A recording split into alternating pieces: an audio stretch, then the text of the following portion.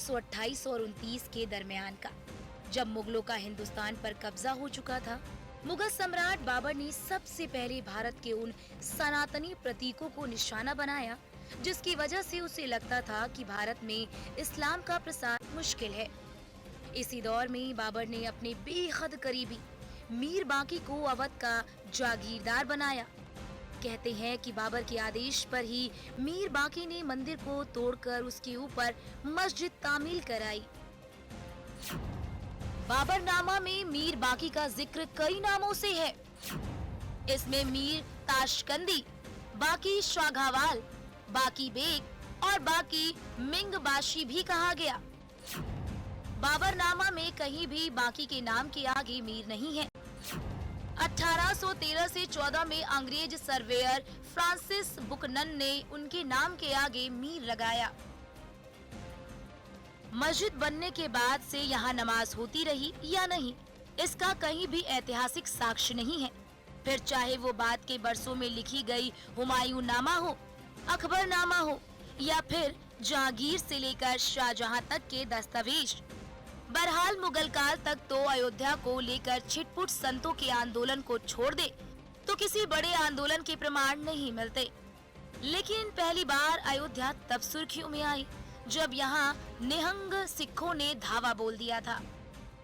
1853 वो साल जब पहली बार विवादित जगह पर विवाद देखने को मिला, दंगे हुए और उसी के बाद 1859 में अंग्रेजी प्रशासन की ओर से इस जगह पर बाड़ लगा दी गई। मुसलमानों को विवादित ढांचे के अंदर तो हिंदू पक्ष को चबूतरे में पूजा करने का स्थान दिया गया। विवादित ढांचे की तारबंदी तो कर दी गई, लेकिन उससे पहले 1858 में यहाँ एक बड़ी घटना हुई और पहली बार अयोध्या में बाबरी ढांचे को लेकर कोई एफआईआर दर्ज की गई और मामला कानून की दहलीज पर पहुंचा। एक सिख निहंग बाबा फकीर सिंह अपने साथियों के साथ विवादित ढांचे पर पहुंचे। तलवारों से लैस निहंग सिखों ने दीवारों पर राम राम लिखा। यहाँ पर हवन पूजन किया और पूरे परिसर को कब्जे में ले लिया।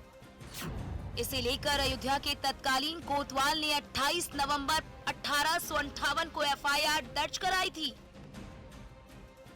यानी कानूनी रूप से अयोध्या में बाबरी ढांचे का विवाद पहली बार 1858 में दर्ज हुआ, जिसके बाद शुरू हुई कानूनी लड़ाई 150 साल से ज्यादा तक चलती रही। लेकिन इस बीच इसी विवाद में सबसे बड़ा दिलचस्प मोड़ आया आजादी की महज 2 साल बाद, जब अचानक अयोध्या एक बार फिर सुर्खियों में आ गई। इसके बाद शुरुआत होती है असली विवाद की। साल था 1949, तारीख थी 23 दिसंबर 1949, जब रामलला की मूर्ति उस विवादित ढांचे में पाई जाती है। हिंदू पक्ष का दावा होता है कि मूर्तियां प्रकट हुई हैं, जबकि मुस्लिम पक्ष का कहना है कि रात के अंधेरे का फायदा उठाकर किसी ने मूर्तियों को अंदर रख दिया। तब यूपी की तत्कालीन सरकार की ओर से मूर्तियों को हटाने के आदेश दिए गए, लेकिन उस वक्त जिला मजिस्ट्रेट के नायर ने इस आदेश को पूरा करने में असमर्थता जताई। वजह हिंदू धर्म की आस्थाएं और दंगे भड़कने के डर से उन्होंने इस आदेश को नहीं माना। नतीजन विवादित ढांचे पर ताला लग गया। आजादी के सिर्फ 2 साल बीते थे। अयोध्या में संतों की ओर से बड़ा कदम उठाने की गुपचुप तैयारी शुरू हो चुकी थी। इस पूरी रणनीति में संतों के अलावा अयोध्या के तत्कालीन कलेक्टर के नायर समेत कई प्रशासनिक अधिकारी भी शामिल थे। 22-23 दिसंबर की सर्द रात थी। सड़कों पर सन्नाटा था। सरयू की लहरें भी शांत थी, लेकिन शांत नहीं थे वो 5 लोग जो सरयू किनारे टहल रहे थे। खैर, अचानक से सर्द सन्नाटे को चीरती हुई कुछ आवाजें आनी शुरू हुई। ये आवाजें थी शंखनाद और मंत्रोच्चार की। देखते ही देखते पूरी अयोध्या में ये खबर आग की तरह फैल गई कि भगवान राम का प्राकट्य हुआ है। फिर क्या था, जो जैसे था चल पड़ा प्रभु राम के दर्शन करने। जब तक प्रशासन को भनक लगती, हजारों की भीड़ जमा हो चुकी थी। मामले की गूंज लखनऊ से लेकर दिल्ली तक सुनाई देने लगी। दिल्ली से दबाव बढ़ा कि मूर्तियां हटा दी जाएं। लेकिन तत्कालीन डीएम के नायर ने मूर्तियां हटाने से साफ मना कर दिया। बाद में जब दबाव ज्यादा बढ़ा तो नायर ने अपने पद से इस्तीफा दे दिया। अयोध्या विवाद में दो सबसे अहम मोड़ रहे। पहला, निहंग सिखों का विवादित स्थल पर कब्जा करना, जिसके बाद पहली बार एफआईआर लिखी गई, और दूसरा, परिसर में मूर्तियों का प्राकट्य होना, जिसके बाद शुरू हुई असली कानूनी लड़ाई, जिसकी वजह से आज राम मंदिर का सपना साकार होने वाला है। लेकिन मंदिर का ये सफर ना तो राजनीतिक रूप से इतना आसान था, ना ही कानूनी तौर पर। साल बदलते गए लेकिन विवाद खत्म नहीं हुआ। 1950 में फैजाबाद सिविल कोर्ट में 2 अर्जियां दाखिल की जाती है, जिसके तहत पहले में रामलला की पूजा अर्चना करने की मांग की जाती है और दूसरे में विवादित ढांचे में रामलला की मूर्तियों को रखे रहने की मांग की जाती है। इसके बाद 1959 में निर्मोही अखाड़े की ओर से तीसरी अर्जी दाखिल की जाती है। इतना ही नहीं, 1961 में यूपी सुन्नी वक्फ बोर्ड की ओर से अर्जी दाखिल की जाती है और उसमें विवादित जगह की पोजीशन और रामलला की मूर्ति को हटाने की मांग की जाती है। चल रही लड़ाई के बीच अयोध्या को लेकर सियासत का दौर भी शुरू होने वाला था, जिसकी बुनियाद पड़ी पूर्व प्रधानमंत्री स्वर्गीय राजीव गांधी के कार्यकाल के दौरान।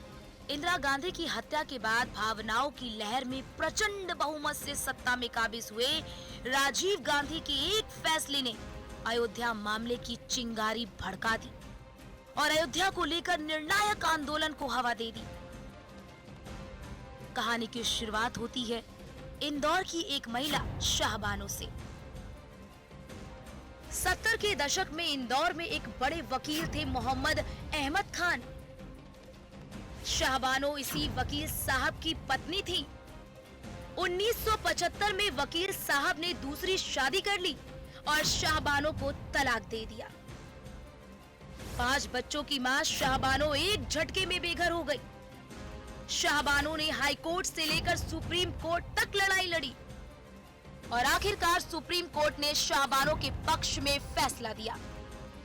तारीख थी 23 अप्रैल 1985 जब संविधान पीठ ने शाहबानो के पक्ष में फैसला सुनाया। शाहबानो के फैसले के बाद मुस्लिम पर्सनल लॉ बोर्ड तिलमिला गया। शुरुआत में लगा कि राजीव सरकार सुप्रीम कोर्ट के फैसले के साथ है। उस वक्त 23 अगस्त 1985 को तत्कालीन केंद्रीय मंत्री आरिफ मोहम्मद खान ने संसद में सुप्रीम कोर्ट के फैसले के बचाव में जोरदार भाषण दिया, लेकिन साल भर के भीतर राजीव सरकार ने कट्टरपंथियों के आगे घुटने टेक दिए। राजीव सरकार संसद में मुस्लिम महिला कानून 1986 को पारित करा दिया। इसी कानून के जरिए सुप्रीम कोर्ट के फैसले को पलट दिया गया, जिसके बाद आरिफ मोहम्मद खान ने मंत्री पद और कांग्रेस से इस्तीफा दे दिया। शाहबानो जीत कर भी हार गई और 1992 में उनकी मौत हो गई। इस फैसले के बाद हिंदू संगठन नाराज हो गया। मुस्लिमों को खुश करने के चक्कर में राजीव सरकार ने बहुसंख्यकों की नाराजगी मोल ले ली थी। चुनाव आने वाले थे, ऐसे में कांग्रेस को डैमेज कंट्रोल का कोई दूसरा रास्ता नहीं सूझ रहा था। ऐसे में राजीव गांधी के रिश्तेदार अरुण नेहरू के एक सुझाव ने एक अलग विवाद की बुनियाद रख दी। हालांकि अयोध्या को लेकर इसके पहले 1984 में ही विश्व हिंदू परिषद ने अभियान की शुरुआत कर दी थी। विश्व हिंदू परिषद की ओर से 1984 में एक कमेटी का गठन किया जाता है, जिसके बाद यूसी पांडे की याचिका पर फैजाबाद सिविल कोर्ट में सुनवाई होती है। जिला जज केएम पांडे की अगुवाई में पूरी सुनवाई होती है और सुनवाई के बाद उनकी ओर से आदेश दिए जाते हैं। हिंदुओं को पूजा अर्चना करने की इजाजत दी जाती है और विवादित ढांचे से ताला हटाने के भी आदेश केएम पांडे की ओर से दिए जाते हैं। उमेश चंद्र पांडे की एक याचिका पर फैजाबाद के जिला जज के एम पांडे ने 1 फरवरी 1986 को विवादित मस्जिद के ताले खोलने के आदेश दिए और हिंदुओं को उसके भीतर जाकर पूजा अर्चना करने की इजाजत दे दी। इस बीच कई अदालतों में अयोध्या से जुड़े मुकदमे भी दर्ज हुए, लेकिन मुकदमों की कहानी बाद में। ताला खुलने के बाद 10 नवंबर 1989 को अयोध्या में मंदिर का शिलान्यास हुआ, लेकिन अगले ही दिन तत्कालीन फैजाबाद के डीएम ने आगे निर्माण पर रोक लगा दी। कानूनी दांवपेच के बीच बीजेपी ने भी इस मुद्दे को लपक लिया और बीजेपी के वरिष्ठ नेता लालकृष्ण आडवाणी ने सोमनाथ से पुरी तक रथ यात्रा का ऐलान कर दिया। हालांकि आडवाणी की रथ यात्रा बिहार से आगे नहीं बढ़ पाई और तत्कालीन बिहार के मुख्यमंत्री लालू प्रसाद यादव ने आडवाणी को गिरफ्तार कर लिया। लेकिन इस घटना के बाद से मंदिर समर्थकों का जोश और उबाल मारने लगा।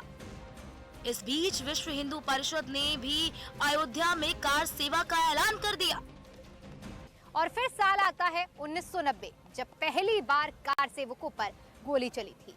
30 अक्टूबर का वो दिन जब बताया जाता है कि 5 कार सेवकों को गोली चली थी और जिसके बाद न सिर्फ अयोध्या बल्कि पूरे देश में भय का माहौल देखने को मिला। नतीजन 2 नवंबर 1990 को बड़ी संख्या में कार सेवक अयोध्या पहुंचे। उमा भारती, अशोक सिंघल जैसे के बड़े हिंदूवादी नेता हनुमानगढ़ी की ओर कूच कर रहे थे। 5-5 हजार की संख्या में अलग अलग दिशाओं में कार सेवक बढ़ रहे थे। ये वही दिन था जब बताया जाता है कि कोठारी बंधुओं को भी गोली लगी थी। साल था 1990, तारीख थी 30 अक्टूबर। विश्व हिंदू परिषद ने कार सेवा का ऐलान किया तो तत्कालीन मुलायम सिंह की सरकार ने भी ऐलान कर दिया कि अयोध्या में परिंदा भी पर नहीं मार सकता। देश भर से जुटे कार सेवक अयोध्या में घुसने को बेताब थे। विश्व हिंदू परिषद ने कार सेवकों को छोटी पगडंडियां और खेतों के रास्ते का मैप दे रखा था, लिहाजा कार सेवक अयोध्या की ओर बढ़ रहे थे। इसी बीच संघ के रज्जू भैया विश्व हिंदू परिषद के विष्णु हरि डालमिया, महंत अवैधनाथ स्वामी चिन्मयानंद, शंकराचार्य वासुदेवानंद को गिरफ्तार कर लिया गया। आडवाणी को बिहार में गिरफ्तार किया गया। अटल बिहारी वाजपेयी को लखनऊ हवाई अड्डे पर गिरफ्तार किया गया। लेकिन कार सेवा के मुख्य रणनीतिकार अशोक सिंघल पुलिस के हत्थे नहीं चढ़े। सुबह करीब 8:30 बजे राम जन्मभूमि की ओर पहला जत्था रवाना हुआ, लेकिन पुलिस ने उन्हें खदेड़ दिया। इसके बाद बड़ी संख्या में कार सेवक हनुमानगढ़ी के सामने बैठ गए। पुलिस ने लाठीचार्ज कर दिया, जिसमें अशोक सिंघल के सिर में चोट आई। इस बीच दूसरा जत्था भी निकल चुका था। पुलिस ने यहाँ भी गिरफ्तारी की और सभी लोगों को एक बस में बैठाकर रवाना किया। लेकिन कहते हैं कि बस में सवार होते ही एक कार सेवक ने बस ड्राइवर को धक्का देकर उतार दिया और बस का अपहरण कर लिया। इस कार सेवक ने बस को सीधे जन्मभूमि की ओर दौड़ा दिया और लोहे के 3 फाटक तोड़ते हुए बस जन्मभूमि परिसर के पास पहुंच गई। परिसर में घुसे कार सेवकों ने तोड़फोड़ शुरू कर दी। इस बीच सिंघल के घायल होने की खबरें फैल चुकी थी। हनुमानगढ़ी की गली में दबाव बढ़ रहा था। लाठीचार्ज के बाद 12 बजे तक 40,000 से ज्यादा कार सेवक जन्मभूमि क्षेत्र में घुस गए। इस दौरान 3 कार सेवक गुंबद पर चढ़ गए और झंडा लगा दिया। ढांचे में जबरदस्त तोड़फोड़ की गई। शाम 4 बजे सेना को बुलाया गया, लेकिन उन्हें सुपुर्द नहीं किया गया। इसी आंदोलन के दौरान 2 नवंबर 1990 को अयोध्या का चर्चित गोलीकांड हुआ। इसी गोलीकांड में आधिकारिक तौर पर 17 लोगों के मारे जाने की पुष्टि की गई। हालांकि प्रत्यक्षदर्शियों के मुताबिक ये संख्या सैकड़ों में थी। गोली चलाने का आदेश मुलायम सिंह ने दिया था, जिसका कबूलनामा मुलायम सिंह जीवित रहते हुए खुद कर चुके हैं। बहरहाल मुलायम सिंह के इस एक आदेश ने अयोध्या आंदोलन की चिंगारी में मानो पेट्रोल डाल दिया हो। पूरे देश में विरोध प्रदर्शन शुरू हो गया और फिर वक्त आया 1992 का। 1990 के 30 अक्टूबर और 2 नवंबर को जो भी हुआ, उसकी ज्वाला कम नहीं हुई। ये ज्वाला धधकती गई। जिन साथियों की बलिदानी दी गई थी, उसका बदला लेने के लिए दिन रात एक किए गए और 2 साल बाद वो दिन आया जब विवादित ढांचे को गिरा दिया गया। जी हाँ, हम बात कर रहे हैं 6 दिसंबर 1992 के उस दिन की, जब बाबरी विध्वंस हुआ था, जब कई हिंदू संगठन कार्य सेवक बड़ी संख्या में कूच करते हैं और विवादित ढांचा यानी कि बाबरी मस्जिद को गिरा देते हैं और इस तरह गिराते हैं कि जमीन पर एक पत्थर का कण भी नजर नहीं आता है। बीजेपी ने राम मंदिर आंदोलन को लीड करना शुरू कर दिया था और इस आंदोलन का प्रमुख चेहरा बने लाल कृष्ण आडवाणी। बीजेपी को इसका राजनीतिक फायदा भी मिला और 1989 के लोकसभा चुनाव में पार्टी की सीटें 2 से बढ़कर 85 हो गई। वैसे बाबरी ढांचे को गिराने की तैयारी पहले से थी। 5 दिसंबर की सुबह इसका अभ्यास भी किया गया, जैसा कि अयोध्या मामले के लिए गठित लिब्राहन आयोग की रिपोर्ट का दावा है। 6 दिसंबर की सुबह जय श्री राम के जयकारों से पूरा राम जन्मभूमि परिसर गूंज उठा। जत्थे के जत्थे हजारों की संख्या में लोग पहुंच रहे थे। विवादित ढांचे के पूर्व में करीब 200 मीटर की दूरी पर राम कथा कुंज में एक बड़ा स्टेज था। मंच पर आडवाणी, मुरली मनोहर जोशी, विनय कटियार, उमा भारती, कलराज मिश्र, अशोक सिंघल और रामचरित्र परमहंस मौजूद थे। सुबह के 9 बज चुके थे। पूजा पाठ और भजन कीर्तन का माहौल था। डीएमएसपी सभी वहीं थे। किसी को अंदाजा नहीं था कि अगले कुछ घंटों में क्या होने वाला है। इसी बीच अचानक कार सेवा का बड़ा हुजूम जय श्री राम के नारों के साथ विवादित परिसर में दाखिल हुआ और उपद्रव शुरू हो गया। भीड़ में शामिल लोगों के हाथों में बल्लम, कुदाल, छैनी, हथौड़ा था। मंच से भीड़ को रोकने के लिए आह्वान किया गया, लेकिन सब बेकार। दोपहर 2 बजे तक पहला गुंबद गिरा दिया गया और शाम के 4 से 5 बजे तक सभी गुंबद गिरा दिए गए। सीआरपीएफ ने रोकने की कोशिश की तो उस पर पत्थर बरसाए गए। देखते ही देखते विवादित स्थल पर समतल जमीन दिखने लगी। आनन फानन में टेंट लगाकर वहां रामलला की मूर्ति स्थापित कर दी गई। बरसों के संघर्ष, सदियों की कानूनी लड़ाई के बाद वो दिन भी अयोध्या वासियों ने और देशवासियों ने देखा जब 5 अगस्त 2020 को राम मंदिर की नींव रखी गई। प्रधानमंत्री नरेंद्र मोदी ने राम मंदिर की आधारशिला रखी, भूमि पूजन हुआ और इसके बाद अब 22 जनवरी 2024 की तारीख मुकम्मल हुई है, जब भव्य राम मंदिर में गर्भगृह में रामलला विराजमान होंगे और ये संघर्ष खत्म होगा। अदालतों में तारीख पर तारीख मुकदमे चलते रहे। हाई कोर्ट ने विवादित परिसर को 3 हिस्सों में बांटने का फैसला दिया था, जिसके खिलाफ मामला सुप्रीम कोर्ट पहुंचा। लंबी लड़ाई के बाद आखिरकार सुप्रीम कोर्ट ने हिंदू पक्ष के हक में फैसला सुनाया और फिर वो भी दिन आ गया जब 500 साल के संघर्ष का परिणाम राम मंदिर के रूप में सामने आने वाला है।